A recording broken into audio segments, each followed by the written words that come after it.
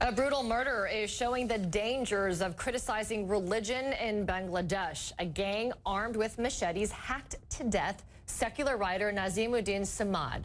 He is the sixth writer killed in the last 14 months. Police say the murder was pre-planned. Protesters taking to the streets afterwards demanding justice for Samad. The Home Minister of Bangladesh, Asad-Uzzaman Khan, says the government is doing its best to catch the criminals. But he also says so-called bloggers do not have any rights to use these kind of languages that attack religion. Khan adds that no one has a right to attack religious leaders, be it Prophet Muhammad, Guru Nanak, or Jesus. Now, the population of Bangladesh is almost 90% Muslim. When it became independent from Pakistan in 1971, leaders decided that the country should be secular. But in 1988, the country's military ruler declared Islam the state religion. Let's get more on this story with Ali Riaz. He is a professor at Illinois State University and an expert on South Asian politics and political Islam, joining us via Skype from Illinois. And thanks for doing so, Professor. You know, freedom of speech is enshrined in the constitution in Bangladesh, but when you have ministers saying what the Home Minister said, it's not exactly a glowing endorsement of freedom of speech. Does freedom of speech really exist in Bangladesh? It is under severe threat, Michael. As a matter of fact, it is under threat from two sources. One is these militant groups, the extremists that we have been familiar with over the last 14 months. You have mentioned that there have been 6 killings. But we are also witnessing the democratic space shrinking and freedom of expression are being stifled.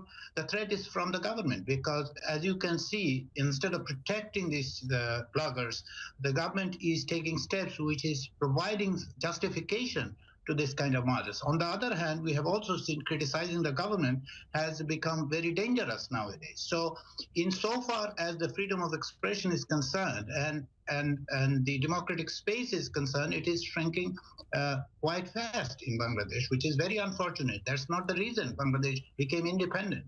Does help us understand, though, why we keep hearing about, this kind of situation. Samad is a 6th secularist writer or publisher to be murdered there in the last, 16 months or so. What is the environment that allows for these kinds of brutal, planned murders to take place? You'll have to take a broader look at the situation. It is not a separate incident that is happening. There is a pattern to it. Of course, these are the hallmarks of the Islamist militant group. But also, if you look at the larger political scene, over the past months, if you look at this, there has been demonstration. Law and order situation is deteriorating fast. It has deteriorated to the extent that there has been a cultural activist who was killed. She was brutally murdered, and there has been no progress in terms of investigation. There has been demonstration against that, and we have seen there was a massive demonstration against a coal-fired plant to be established in southern Bangladesh. Police and other forces have taken measures which is disproportionate. In many instances, what we are witnessing is this an environment where these kind of things are providing impunity to certain people, and that is encouraging the militant groups to act like this.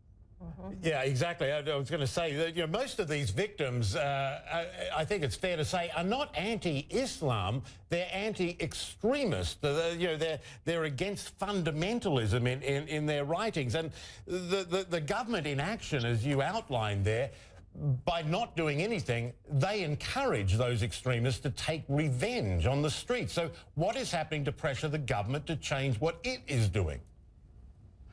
First and foremost, the democratic space need to be widened. What we have seen over the last years, that democratic space has shrunk.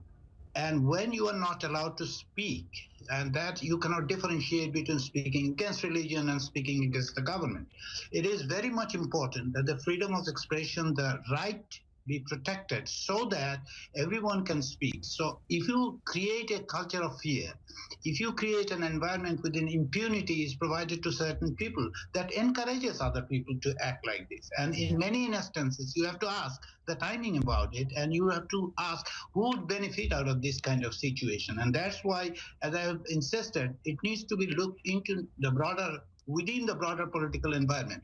And this broader political environment is not very democratic at this moment. Yeah, and when you say that there's no justice, I understand that even the judiciary system is filled with Islamist sympathizers, and there's a lot of corruption as well. Is that correct? Yes, but also what we see is the politicization at various levels of administration and how it is being approached. If you look at the overall political environment, and you cannot simply have one institution which should act independently and without any kind of restraint. But what we have seen that the institutions, including the Election Commission and others, which are being so politicized in a manner and have been used for immediate political gains, that has cost the nation very dearly. And if it continues, whether it's judiciary, whether it's administration, central element is that there has to be a democratic space. Everyone needs to have the right to speak. And some of the things government may not like, but they will have to accept it. If they call themselves democratic, they will have to accept it. Yeah, and that kind of environment obviously breeding a lot of fear for those bloggers as well. I saw a quote in the New York Times with one blogger saying, everybody is waiting to see who's next. That obviously speaks to that deep fear. Ali, Riaz, we're going to have to leave it there. We thank you so much for your time with Illinois State University. Thank you.